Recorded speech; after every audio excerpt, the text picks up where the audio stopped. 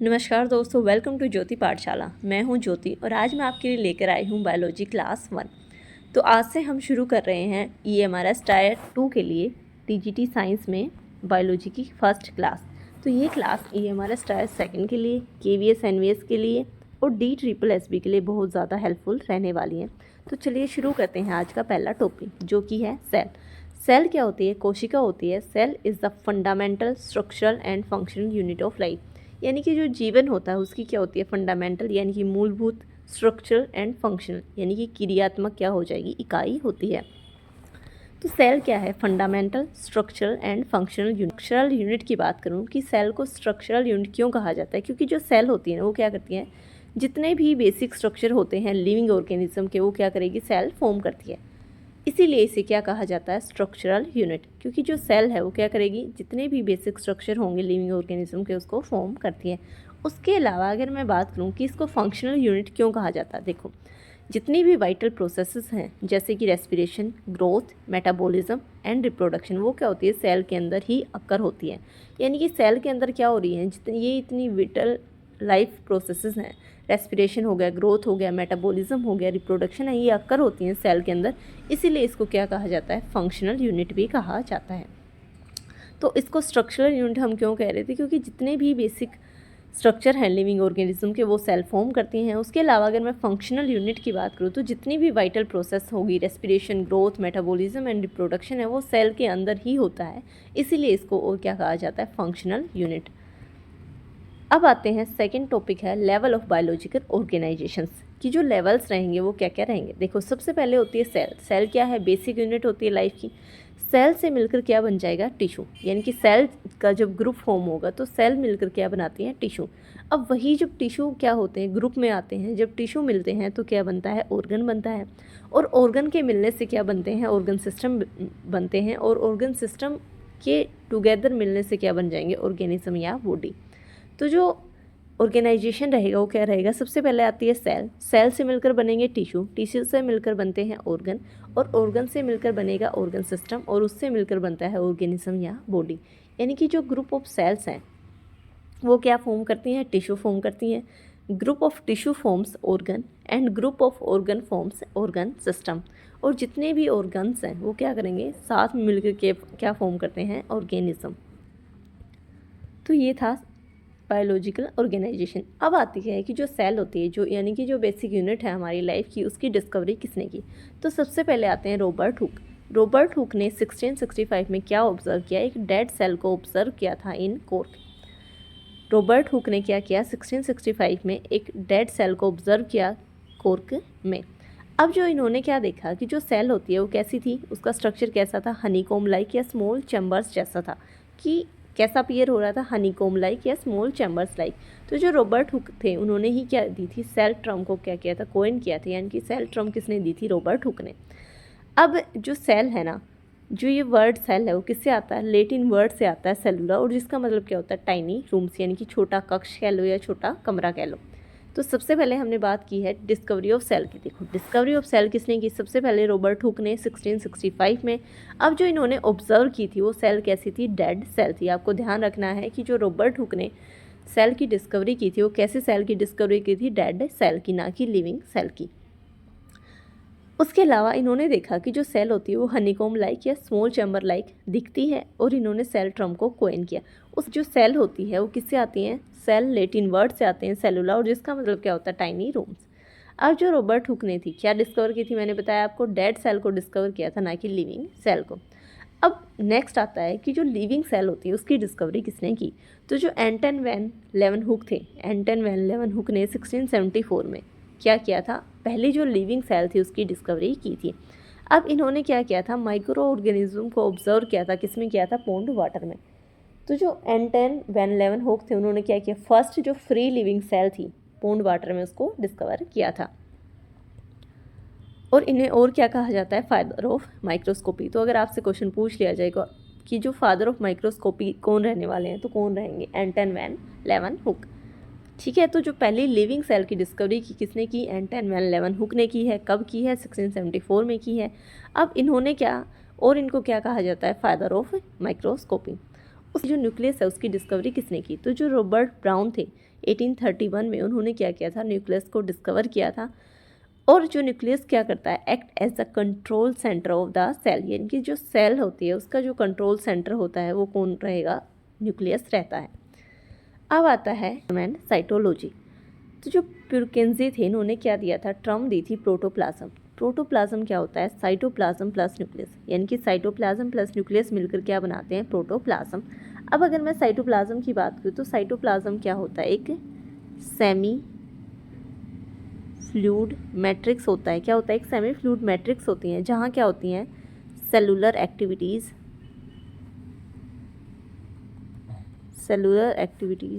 Smallest cell. तो जो smallest cell रहने वाली है वो क्या रहेगी, माइकोप्लाज्म।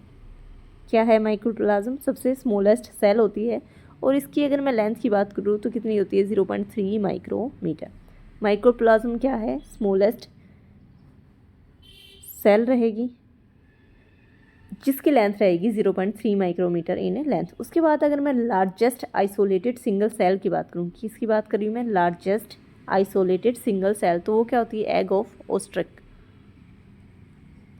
माइक्रोप्लाज्म क्या रहने वाली है, स्मॉलेस्ट सेल रहने वाली है जिसकी जो लेंथ होती है वो 0.3 माइक्रोमीटर होती है। उसके अलावा जो लार्जेस्ट आइसोलेटेड सिंगल सेल रहने वाली वो क्या रहेगी, एग ऑफ ओस्ट्रिच रहेगी। उसके अलावा अगर मैं लॉन्गेस्ट सेल की बात करूँ तो लॉन्गेस्ट सेल क्या होती है, नर्व सेल होगी। तो यानी कि बॉडी के अंदर जो नर्व सेल्स होती हैं वो क्या रहेंगी, लॉन्गेस्ट सेल रहने वाली है। अगर मैं बैक्टीरिया के साइज़ की बात करूँ तो 3 to 5 माइक्रोमीटर रहता है और जो ह्यूमन रेड ब्लड सेल्स होती हैं उनका जो डायमीटर रहेगा वो 7.0 माइक्रोमीटर इन डायमीटर। कुछ इंपॉर्टेंट चीज़ें नोट डाउन करने के लिए बोला मैंने। सबसे पहले क्या आती है, माइकोप्लाज्म। माइकोप्लाज्मास जो होती हैं वो क्या होती है, स्मॉलेस्ट सेल्स होती हैं और इनकी जो लेंथ रहने वाली है वो क्या रहेगी, 0.3 माइक्रोमीटर। उसके अलावा जो लार्जेस्ट आइसोलेटेड सिंगल सेल होती है वो क्या रहेगी, एग ऑफ ओस्ट्रिच रहेगी। और लॉन्गेस्ट सेल जो रहने वाली है वो क्या रहती है, nerve cell. Size of bacteria की अगर मैं बात करूँ तो 3 से 5 माइक्रोमीटर होता है और जो ह्यूमन रेड ब्लड सेल्स होती हैं उनका जो डायमीटर होता है वो कितना होता है, 7.0 माइक्रोमीटर। अब हम स्टार्ट करते हैं सेल। जो स्लेडन थे वो क्या थे, 1838 में वो एक जर्मन बोटेनिस्ट थे और उन्होंने क्या दी थी, सेल थ्योरी। मैथ्यू स्लेडन ने 1838 में क्या दी, सेल थ्योरी दी। और ये क्या थे, जर्मन बोटेनिस्ट थे। अब इन्होंने क्या स्टडी किया, इन्होंने प्लांट टिश्यू को स्टडी किया था अंडर ए माइक्रोस्कोप। माइक्रोस्कोप के अंदर उन्होंने क्या किया, प्लांट टिश्यू को स्टडी किया। और ये क्या रहने वाले हैं, जर्मन बोटेनिस्ट। अब इन्होंने क्या ऑब्जर्व किया था कि जितनी भी प्लांट्स हैं वो किससे मिलकर बनते हैं, सेल से मिलकर बनते हैं। अब कंक्लूजन क्या रहने वाला है कि cell is the basic structural unit of all plants. देखो मैथ्यू स्लेडन ने 1838 में क्या किया, प्लांट टिश्यू को स्टडी किया था अंडर ए माइक्रोस्कोप। ये क्या थे, एक जर्मन बोटेनिस्ट थे। इन्होंने ऑब्जर्व किया कि जितने भी प्लांट्स होते हैं वो किससे मिलकर बनते हैं, सेल से मिलकर बनते हैं। और जो इन्होंने कंक्लूजन क्या दिया कि cell is the basic structural unit of all plants. अब इन्होंने प्रपोज किया कि जो हर पार्ट होता है ना, every part of a plant is composed of cells which are the fundamental building blocks of plant structure. यानी कि जो प्लांट्स होते हैं वो किससे मिलकर बनते हैं, सेल से मिलकर बनते हैं। और सेल ही क्या रहेगी, fundamental building block of plant structure. उसके बाद आए थियोडो श्वान। अब जो थियोडो श्वान थे 1839 में, इन्होंने ये क्या थे, ये थे जर्मन जूलॉजिस्ट थे। इन्होंने क्या स्टडी किया, एनिमल टिश्यू को स्टडी किया अंडर ए माइक्रोस्कोप। एंड इन्होंने क्या ऑब्जर्व किया कि जितनी भी सेल्स होते हैं वो भी किससे मिलकर बनते हैं, सेल्स से। तो जो थियोडो श्वान थे 1839 में, ये क्या थे, एक जर्मन जूलॉजिस्ट थे और इन्होंने एनिमल टिश्यू को क्या किया था, स्टडी किया था। अब इन्होंने भी क्या ऑब्जर्व किया कि जितने भी एनिमल्स हैं वो किससे मिलकर बनते हैं, सेल से मिलकर बनते हैं। तो इन्होंने कंक्लूड किया कि cell is the basic structural unit of all animal. उससे पहले जो मैथ्यू स्लेडन थे उन्होंने क्या बोला था कि जो सेल होती है वो बेसिक स्ट्रक्चरल यूनिट होती है किसकी, प्लांट्स की। अब जो थियोडो श्वान थे इन्होंने क्या बोला कि सेल किसकी बेसिक स्ट्रक्चरल यूनिट है, वो क्या रहने वाली है, सेल रहने वाली है। अब इन्होंने क्या किया, ऑब्जर्व किया कि जो आउटर बाउंड्री होती है ना एनिमल सेल की, वो क्या होती है, प्लाज्मा मेम्ब्रेन होती है। और उसके बाद इन्होंने एनिमल और प्लांट सेल को क्या किया था, कंपेयर किया था। क्या किया, जो आउटर बाउंड्री होती है एनिमल सेल की वो क्या रहेगी, प्लाज्मा मेम्ब्रेन रहने वाली है। और उसके बाद इन्होंने कंपैरिजन किया है एनिमल एंड प्लांट सेल का। और उससे इन्होंने पता चला है कि जो सेल वॉल होती है वो एक डिस्टिंग्विश फीचर्स होती है किसकी, प्लांट सेल की, यानी कि जो सेल वॉल होती है वो किस में प्रेजेंट होती है, प्लांट सेल में प्रेजेंट होती है, एनिमल सेल में सेल वॉल प्रेजेंट नहीं होती। तो थियोडोर श्वान 1839 में जर्मन जूलॉजिस्ट थे जिन्होंने एनिमल टिश्यू को स्टडी किया है। अब इन्होंने क्या ऑब्जर्व किया कि जितने भी एनिमल्स हैं, all animals are made up of cells, और इन्होंने कंक्लूड किया कि सेल किसकी बेसिक स्ट्रक्चरल यूनिट होती है, ऑल एनिमल्स की। और उसके अलावा इन्होंने ऑब्जर्व किया कि जो आउटर बाउंड्री होती है ना एनिमल सेल की, वो क्या रहने वाली है, प्लाज्मा मेम्ब्रेन, यानी कि एनिमल सेल की जो आउटर बाउंड्री है वो क्या है, प्लाज्मा मेम्ब्रेन है, और सेल वॉल क्या रहने वाली है, एब्सेंट रहने वाली है। तो जो सेल वॉल होती है वो किसकी फीचर्स होती है, प्लांट सेल की। अब जो सेल्डन थे और श्वान थे, उन्होंने क्या डिस्कवर किया, उन्होंने जो सेल थ्योरी को फॉर्मुलेट किया, उससे हमें क्या क्या पता चला कि जितने भी लिविंग ऑर्गेनिजम्स हैं वो किससे मिलकर बनते हैं, सेल से। All living organisms are made up of cells हैं। और जो सेल होती है वो स्ट्रक्चरल एंड फंक्शनल यूनिट होती है लाइफ की। और जो प्लांट सेल होती है उसमें क्या रहेगा, सेल वॉल प्रेजेंट होती है, और जो एनिमल्स होते हैं उनमें क्या रहती है, प्लाज्मा मेम्ब्रेन प्रेजेंट रहेगी। तो इन दोनों की थ्योरी से हमें क्या क्या पता चला है कि जितने भी लिविंग ऑर्गेनिजम्स हैं वो किससे बनते हैं, सेल से बनते हैं। और जो सेल है वो स्ट्रक्चरल एंड फंक्शनल यूनिट होती है लाइफ की। उसके अलावा जो प्लांट्स होते हैं उनमें क्या रहती है, सेल वॉल प्रेजेंट होती है, और जो एनिमल्स होते हैं उसमें क्या प्रेजेंट होती है, ओनली प्लाज्मा मेम्ब्रेन प्रेजेंट होती है। अब जो इनकी थ्योरी थी उसकी जो लिमिटेशन है वो क्या रहने वाली है, इन्होंने क्या नहीं डिस्कवर किया था, इन्होंने क्या नहीं एक्सप्लेन किया था, how new cells are formed, यानी कि जो नई सेल्स हैं वो कैसे बनती है, जो ओरिजिन होता है सेल्स का वो कैसे होता है, उसको इन्होंने डिस्कवर नहीं किया था। तो इन दोनों की थ्योरी की लिमिटेशन क्या रहने वाली है, यही कि सेल्स कैसे बनती हैं, कैसे फॉर्म होती हैं, सेल्स का ओरिजिन कैसे होता है, उस चीज़ को ये एक्सप्लेन नहीं कर पाए थे। अब नेक्स्ट आता है मॉडिफिकेशन ऑफ सेल थ्योरी। देखो जो रुडोल्फ वर्चाओ थे 1855 से 1858 में, इन्होंने किसको एक्सप्लेन किया था, सेल डिवीज़न को। तो जो रुडोल्फ वर्चाओ रहने वाले हैं, इन्होंने क्या किया, जो सेल थ्योरी दी थी उसको मॉडिफाई किया, और इन्होंने सेल डिवीजन की, सेल कैसे ओरिजिन होता है सेल्स का, या सेल कैसे बनती है, उसको किसने एक्सप्लेन किया है, रुडोल्फ वर्चाओ ने। अब इन्होंने एक स्टेटमेंट दी थी, ओमनिस सेलुला एस सेलुला, जिसका मतलब क्या होता है कि जो नई सेल्स होती हैं वो किससे बनती हैं, प्री एग्जिस्टिंग सेल्स से, यानी कि जो सेल पहले से एग्जिस्ट कर रही हैं उन्हीं से मिलकर क्या बनती है, उन्हीं से नई सेल क्या होती हैं, राइज होती हैं, उन्हीं से नई सेल फॉर्म होती हैं। रुडोल्फ वर्चाओ ने सेल डिवीज़न को एक्सप्लेन किया है। इन्होंने बताया कि नई सेल्स जो बनती हैं वो किससे बनती है, प्री एग्जिस्टिंग सेल्स से। और इन्होंने क्या किया था, सेल थ्योरी को मॉडिफाई और कंप्लीट किया था। उसके बाद आती है मॉडर्न सेल थ्योरी। तो सबसे पहले हमने क्या देखा था, मैथ्यूस सेल्डन की सेल थ्योरी देखी थी। उन्होंने क्या स्टडी किया था, वो क्या थे, बोटेनिस्ट थे, और उन्होंने प्लांट टिश्यू को क्या किया था, स्टडी किया था। और उन्होंने हमें क्या बताया कि जो सेल्स होती हैं वो के प्लांट्स की जो बेसिक यूनिट होती है वो क्या रहेगी, सेल रहेगी, और जितने भी प्लांट्स हैं वो सेल से मिलकर बनते हैं। उसके बाद आए थे थियोडोर श्वान। थियोडोर जो श्वान थे उन्होंने क्या बोला, उन्होंने वो क्या थे, जूलॉजिस्ट थे, और उन्होंने हमें बताया कि जो एनिमल्स होते हैं वो भी किससे मिलकर बनते हैं, सेल से। उन्होंने एनिमल टिश्यू को क्या किया था, स्टडी किया था। फिर उन दोनों ने मिलकर कंक्लूड किया कि जो सेल होती है वो जितने भी लिविंग ऑर्गेनिजम्स होते हैं उनकी क्या होती है, बेसिक यूनिट होती है। लेकिन उनकी लिमिटेशन क्या रही कि उन्होंने ये नहीं हमें बताया कि जो न्यू सेल्स है वो कैसे फॉर्म होती है। फिर क्या है, रुडोल्फ वर्चाओ आए। अब जो रुडोल्फ वर्चाओ आए उन्होंने क्या बताया, सेल डिवीज़न के बारे में हमें बताया। तो अब नेक्स्ट आती है मॉडर्न सेल थ्योरी। अब जो मॉडर्न सेल थ्योरी उसके में क्या है, अब जो मॉडर्न सेल थ्योरी है उसके अकॉर्डिंग क्या है कि जितने भी लिविंग ऑर्गेनिजम्स हैं वो किससे कंपोज होते हैं, कैसे बनते हैं, सेल से। और सेल क्या रहेगी, basic structural and functional unit of life. और जितनी भी सेल्स हैं वो किससे राइज होती हैं, प्री एग्जिस्टिंग सेल्स से। तो मॉडर्न सेल थ्योरी के अकॉर्डिंग क्या है कि जितने भी लिविंग ऑर्गेनिजम्स हैं वो कंपोज होते हैं सेल से। Cell basic structural and functional unit of life रहने वाली है। और जितनी सेल्स जो अराइज होंगी वो किससे होंगी, प्री एग्जिस्टिंग सेल्स से। अब उसके बाद नेक्स्ट टॉपिक है, लिविंग ऑर्गेनिज्म को क्लासीफाई किया गया है किसके बेसिस पे, नंबर ऑफ सेल्स के। क्या है, लिविंग ऑर्गेनिज्म को क्या करना है, क्लासीफाई करना है based on number of cells. देखो दो टाइप हो सकती है, या तो यूनिसेलुलर हो सकता है या मल्टी सेलुलर हो सकता है। यूनिसेलुलर का मतलब क्या होता है, सिर्फ वन सेल, और मल्टी का क्या मतलब होता है, मैनी, यानी कि मैनी सेल्स। तो लिविंग ऑर्गेनिज्म को किसके बेसिस पे डिवाइड किया गया है, किसके बेसिस पे क्लासीफाई किया गया है, based on number of cells. क्या रहेगा, यूनिसेलुलर या मल्टी सेलुलर। अगर मैं यूनिसेलुलर की बात करूँ तो इसका मतलब होएगा वन सेल, और मल्टी का मतलब क्या होता है मैनी, और सेलुलर का मतलब क्या होता है सेल्स। अब यूनिसेलुलर के एग्जांपल्स रहने वाले हैं bacteria, amoeba, paramecium, euglena, protozoa और यीस्ट। जो यीस्ट के अंदर क्या होता है यूनिसेलुलर फंगस होता है। तो bacteria, amoeba, paramecium, euglena, protozoa, yeast, ये क्या रहने वाले हैं यूनिसेलुलर के एग्जांपल्स। अगर मैं मल्टी सेलुलर के एग्जांपल्स की बात करूँ तो ह्यूमन बीइंग हो गए, एनिमल्स हो गए, प्लांट्स हो गए, फंजाई हो गई, या एम्ब्रोफाइट्स हो गए। तो ये किसके एग्जांपल रहेंगे मल्टी सेलुलर के, क्या क्या, human being, animals, plants, fungi and embryophytes. Examples का आपको स्पेसिफिकली ध्यान रखना है, क्योंकि आपका पेपर वैसे सब्जेक्टिव और ऑब्जेक्टिव दोनों तरीके से होने वाला, लेकिन ऑब्जेक्टिव में चांसेस हैं कि आपसे एग्जांपल देके पूछ लिया जाए। अब नेक्स्ट है एनिमल सेल का हम स्ट्रक्चर देख लेते हैं। तो जो आउटर लेयर रहने वाली है वो क्या रहेगी, प्लाज्मा मेम्ब्रेन। देखो मैंने आपको बताया था कि प्लांट सेल में क्या होती है, सेल वॉल प्रेजेंट होती है, लेकिन एनिमल सेल में क्या रहती है, सेल वॉल अब्सेंट रहती है। तो जो आउटर लेयर होगी एनिमल सेल की वो क्या रहेगी, प्लाज्मा मेम्ब्रेन।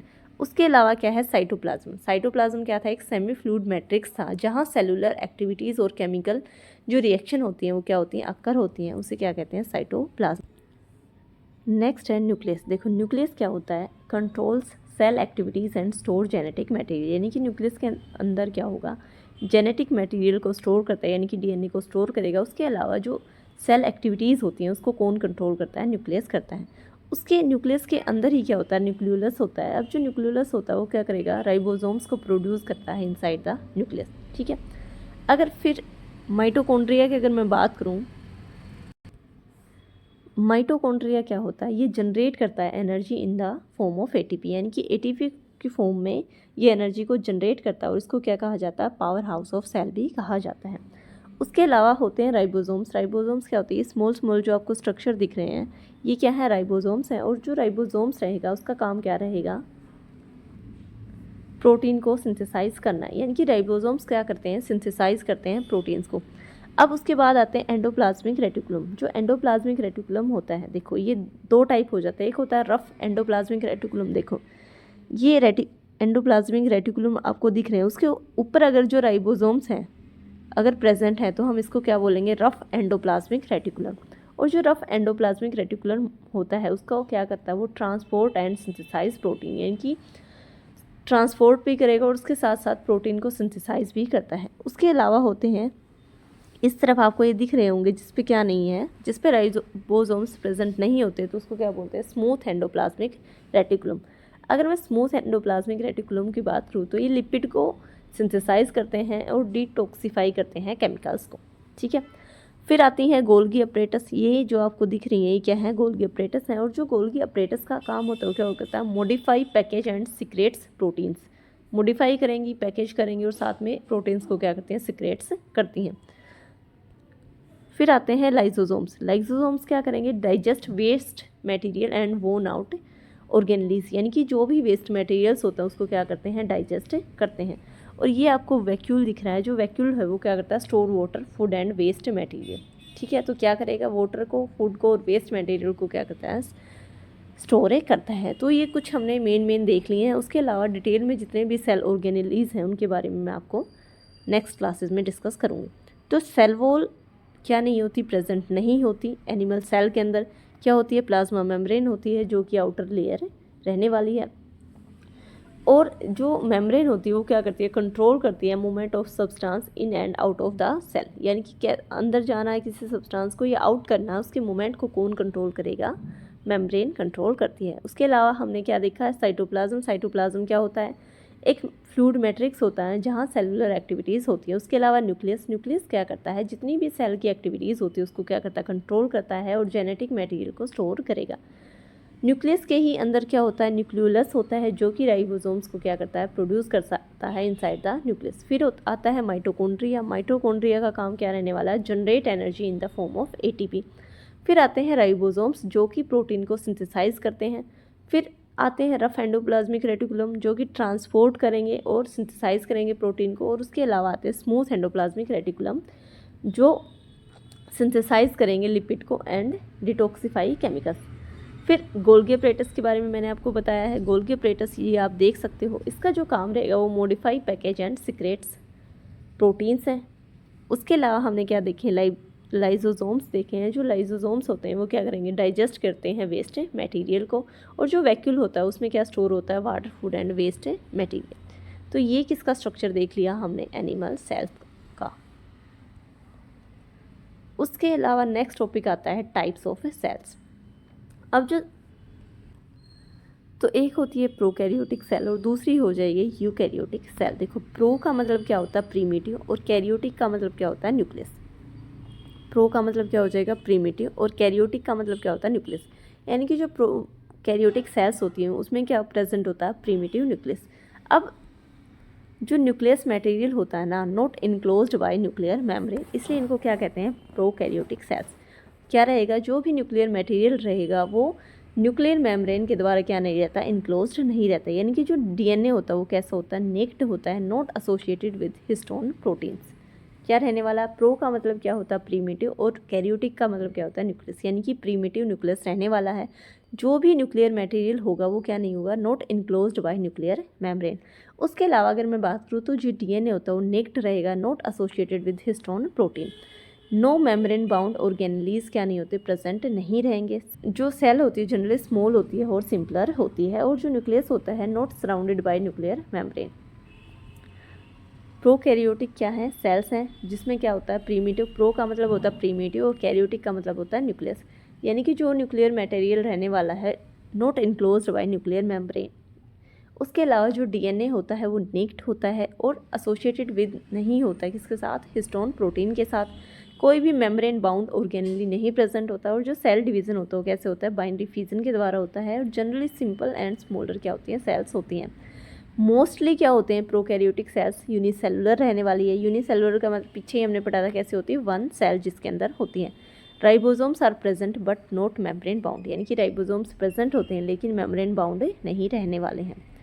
तो क्या था, प्रोकैरियोटिक सेल्स में प्रिमिटिव न्यूक्लियस होता है, न्यूक्लियर मटेरियल सराउंडेड नहीं होता न्यूक्लियर मेम्ब्रेन के द्वारा, डीएनए नेक्ड होता है, नो मेम्ब्रेन बाउंड ऑर्गेनली होता है, सेल डिवीज़न बाइनरी फ्यूजन से होता है, और मोस्टली जो सेल्स होती हैं वो कैसे होंगी, यूनिसेलुलर होंगी, और राइबोसोम प्रेजेंट होता है लेकिन मेम्ब्रेन बाउंड नहीं होता।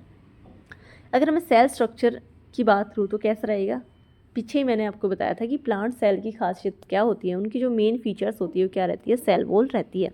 तो सेल वॉल होती है, उसके अलावा प्लाज्मा मेम्ब्रेन होती है, साइटोप्लाज्म होता है, और राइबोसोम्स होता है, और न्यूक्लियोइड्स होते हैं।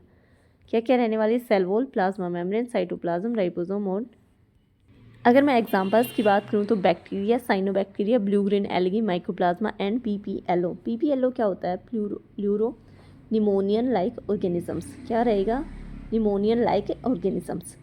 अब इसके अलावा मैं आपको बात करूं कि जो बैक्टीरियाज होते हैं उनकी बेसिक शेप्स की मैं बात करूँ। देखो, एक होते हैं बेसिलस।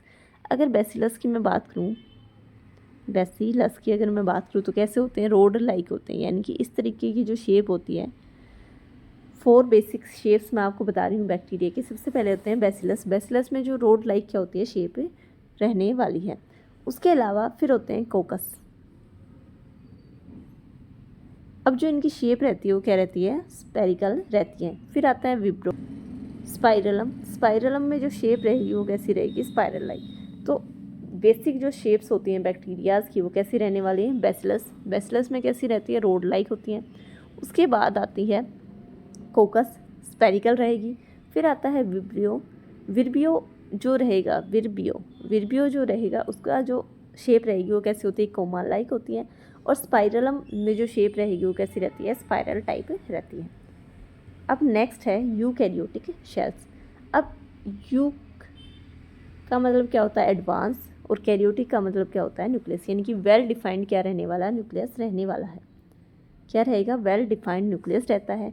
ट्रू न्यूक्लियस प्रेजेंट होता है surrounded by a nuclear membrane. यानी कि जो न्यूक्लियस प्रेजेंट होता है इनके अंदर वो कैसा रहता है, surrounded by nuclear membrane. DNA associated with histone protein. यानी कि जो डीएनए होता है वो किसके साथ एसोसिएटेड होता है, हिस्टोन प्रोटीन के साथ। मेम्ब्रेन बाउंड ऑर्गेनली प्रेजेंट होते हैं जैसे एंडोप्लाज्मिक रेटिकुलम। पीछे मैंने आपको फंक्शन बताया था, माइटोकॉन्ड्रिया। क्या बोलते हैं माइटोकॉन्ड्रिया को, power house of cell, Golgi body. तो यूकैरियोटिक सेल्स में क्या होता है, एक वेल डिफाइंड न्यूक्लियस होता है। ट्रू न्यूक्लियस प्रेजेंट रहेगा सराउंडेड बाय न्यूक्लियर मेम्ब्रेन। उसके अलावा जो डीएनए है वो एसोसिएटेड होगा with histone proteins. Membrane bound organelles present होते हैं, जैसे एंडोप्लाज्मिक रेटिकुलम हो गया, माइटोकॉन्ड्रिया हो गया या गोल्गी बॉडी। अब जो सेल डिवीज़न की बात करूँ, देखो प्रोकैरियोटिक में हमने बात की थी कि जो सेल डिवीज़न होता है कैसे होता है, बाइनरी फिजन होता है, लेकिन यहाँ कैसे होता है, माइटोसिस एंड मियोसिस के द्वारा सेल डिवीज़न होता है। अब जो माइटोसिस और मियोसिस है उसको हम नेक्स्ट आने वाली क्लासेस में डिटेल में डिस्कस करेंगे, लेकिन अभी के लिए आपको ध्यान रखना है कि जो यूकैरियोटिक सेल्स होती हैं उसमें जो सेल डिवीज़न होता है वो कैसे होता है, माइटोसिस एंड मियोसिस के द्वारा होता है। जनरली लार्ज होती हैं और मोर कॉम्प्लेक्स होती हैं। अब जो यूकैरियोटिक सेल्स हैं वो यूनिसेलुलर भी हो सकती है और मल्टी सेलुलर भी हो सकती है। कैसे रहेंगी, लार्ज होती हैं और मोर कॉम्प्लेक्स हो जाएंगी। अब यूनिसेलुलर भी हो सकती है और मल्टी सेलुलर भी हो सकती है। अगर मैं सेल स्ट्रक्चर की बात करूँ, देखो पीछे ही मैंने आपको सेल वॉल क्या होती है, एब्सेंट रहेगी, ठीक है। सेल वॉल एब्सेंट रहती है किसमें, एनिमल सेल में। प्लाज्मा मेम्ब्रेन, उसके अलावा साइटोप्लाज्म। साइटोप्लाज्म क्या था बताओ मुझे, एक फ्लूइड लाइक मैट्रिक्स होता है जहाँ सेलुलर एक्टिविटीज़ होती है, केमिकल रिएक्शन होती है। उसके बाद न्यूक्लियस, मैंने आपको बताया था कि सेल एक्टिविटीज़ को क्या करेगा, कंट्रोल करता है और जो जेनेटिक मटेरियल होते हैं उसको स्टोर करेगा। फिर आता है माइटोकॉन्ड्रिया, क्या करता है, जनरेट करता है energy in the form of ATP. उसके बाद आते हैं एंडोप्लाज्मिक रेटिकुलम, जो दो टाइप के होते हैं, एक होता है रफ एंडोप्लाज्मिक रेटिकुलम और दूसरा होता है smooth endoplasmic reticulum. Rough endoplasmic जो रेटिकुलम होता है वो क्या करता है, सिंथेसाइज करता है और ट्रांसपोर्ट करता है प्रोटीन्स को, और जो स्मूथ एंडोप्लाज्मिक रेटिकुलम होता है वो सिंथेसाइज करता है लिपिड्स को एंड डिटॉक्सिफाई करता है केमिकल्स को। उसके बाद क्या था, गोल्गी बॉडी, जो कि modify package and secrets protein. फिर आता है लाइजोसोम्स, जो कि डाइजेस्ट करता है वेस्ट मटेरियल को और वोन आउट करता है किसको, ऑर्गेनेलीज को। फिर आता है राइबोसोम्स। राइबोसोम्स का मैंने आपको पहले ही बताया था क्या करता है, प्रोटीन्स को सिंथेसाइज करेगा।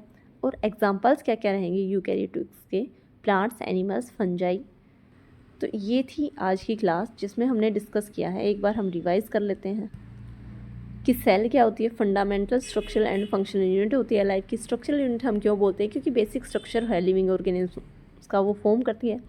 फंक्शनल यूनिट हम क्यों कह रहे थे, क्योंकि जितनी भी वाइटल प्रोसेसेस हैं जैसे रेस्पिरेशन, ग्रोथ, मेटाबॉलिज्म और रिप्रोडक्शन वो सेल के अंदर ही अकर होता है। उसके बाद लेवल ऑफ बायोलॉजिकल ऑर्गेनाइजेशन हमने देखा था, जिसमें सेल से मिलकर टिश्यू बनता है, टिश्यू से मिलकर ऑर्गन, ऑर्गन से मिलकर ऑर्गन सिस्टम और ऑर्गन सिस्टम से मिलकर क्या बनता है, ऑर्गेनिज्म या बॉडी। उसके बाद हमने डिस्कवरी ऑफ सेल देखी। सबसे पहले 1665 में रॉबर्ट हुक ने क्या किया था, डेड सेल को डिस्कवर किया था। अब जो सेल का स्ट्रक्चर था वो हनीकॉम लाइक था और स्मॉल चैम्बर्स होते थे। इन्होंने ही सेल ट्रम दी थी। और जो सेल वर्ड होता है वो लेटिन वर्ड सेलुला से मिलकर आता है, बनता है, और इसका मीनिंग क्या होता है, टाइनी रूम्स। उसके बाद हमने बात की थी कि जो डिस्कवरी है लिविंग सेल्स की वो किसने की थी, एंटन वैन लेवनहुक ने की थी 1674 में। इन्होंने जो ऑब्जर्व किया था माइक्रो ऑर्गेनिजम्स को, किसके में, पॉन्ड वाटर के अंदर। अब इनको और क्या कहा जाता है, फादर ऑफ माइक्रोस्कोपी। उसके बाद न्यूक्लियस को किसने डिस्कवर किया, रॉबर्ट ब्राउन ने 1831 में। और जो न्यूक्लियस होता है वो कंट्रोल सेंटर होता है सेल का। उसके बाद आता है प्रोटोप्लाज्म एंड साइटोलॉजी। प्रोटोप्लाज्म क्या होता है, साइटोप्लाज्म प्लस न्यूक्लियस से क्या बनता है, प्रोटोप्लाज्म बनता है। और साइटोलॉजी क्या होती है, ब्रांच ऑफ बायोलॉजी है which deals with the study of cells and their organelles. फिर हमने सेल थ्योरीज़ को देखा था। सेल थ्योरीज़ में सबसे पहले क्या थे, मैथ्यूज सेल्टन आए थे 1838 में। ये क्या थे, बोटनिस्ट थे और इन्होंने प्लांट टिश्यू को स्टडी किया था।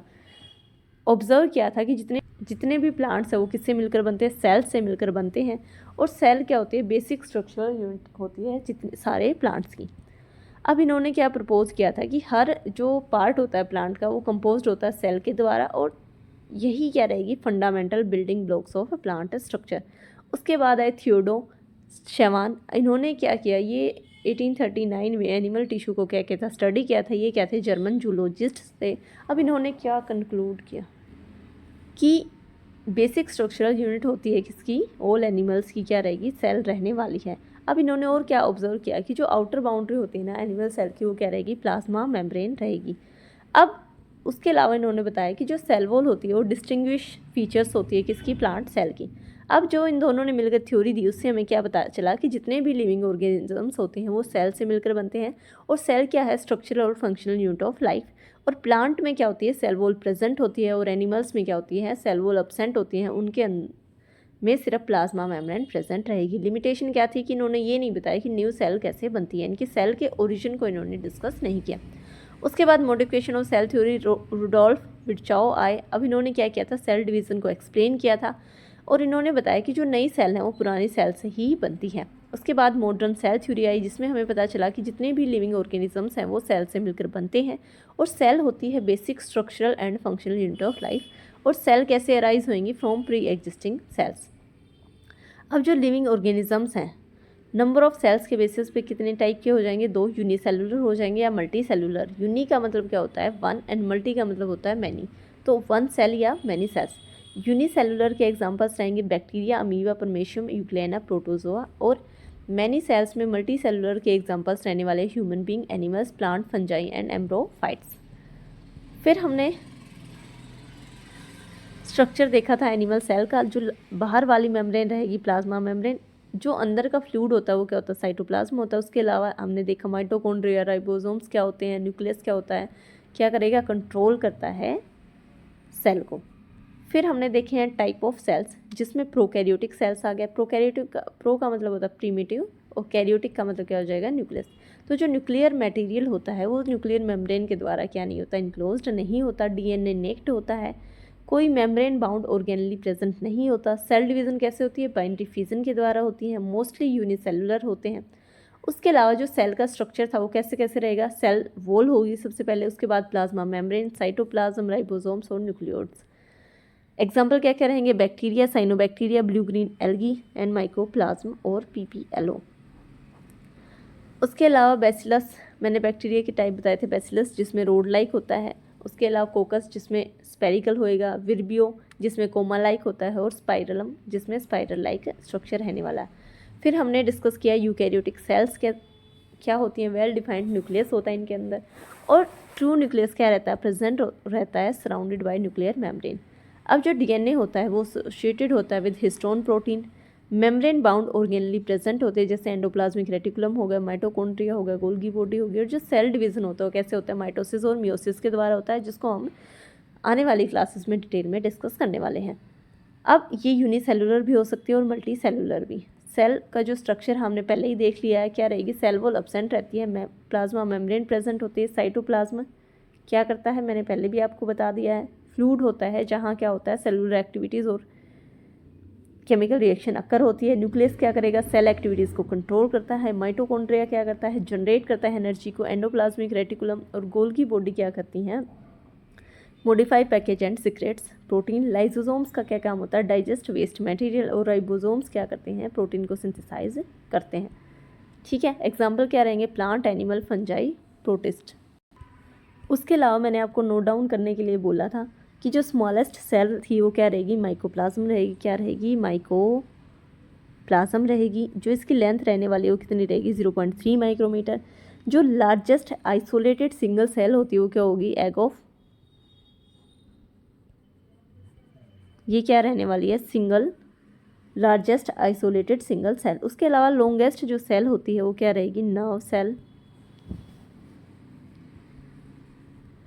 और जो साइज़ ऑफ बैक्टीरिया रहता है वो 3 to 5 माइक्रोमीटर रहता है। और जो आरबीसी होती है, ह्यूमन आरबीसी होती है, उसका जो डायमीटर रहता है वो 7.0 माइक्रोमीटर रहता है। तो ये थी आज की क्लास। अगर वीडियो पसंद आई हो तो लाइक करें, चैनल को सब्सक्राइब करें और बेल आइकन प्रेस करना ना भूलें। मिलते हैं नेक्स्ट वीडियो में।